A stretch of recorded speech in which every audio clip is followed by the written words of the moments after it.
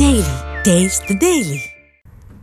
நீலகிரி மாவட்டம் குன்னூர் கேத்தி பாலாடா அருகே கேரட் அறுவடை பணிக்கு தொழிலாளர்களை ஏற்றிச் சென்ற பிக்கப் வாகனம் சாலையோர பள்ளத்தில் உள்ள தேயிலை தோட்டத்தில் விழுந்து விபத்துக்குள்ளானதில் வடமாநில பெண் தொழிலாளி உயிரிழந்தார். இதுகுறித்த கூடுதல் விவரங்களோடு செய்தியாளர் திருநாவுக்கரசு இணைப்பில் இருக்கிறார். திருநாவுக்கரசு, வணக்கம். இந்த விபத்து எப்படி நடந்தது? உயிரிழந்த பெண் தொழிலாளி பற்றின விவரம் என்ன? வணக்கம் கனிமொழி. நீலகிரி மாவட்டம் கேத்தி பாலாடா சுற்று வட்டார பகுதிகளில் ஏராளமானோர் கேரட் விவசாயம் செய்து வருகின்றனர். இந்த விவசாய தோட்டங்களுக்கு வட மாநில தொழிலாளர்கள் ஏராளமானோர் கேரட் அறுவடை செய்யும் பணியில் ஈடுபட்டு வருகின்றனர். அவர்கள் வாகனம் மூலம் தினந்தோறும் ஏற்றி செல்வது வழக்கம்.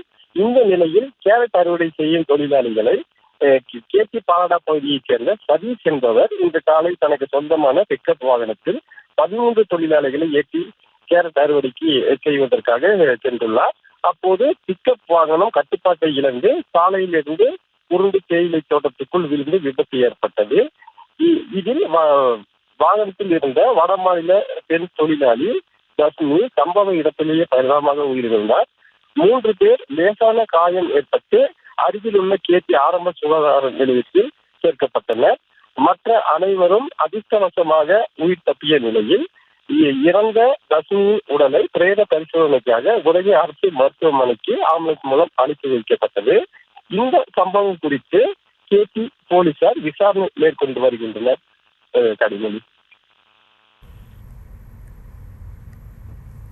விவரங்களுக்கு நன்றி திருநாவுக்கரசு. Taste the Daily.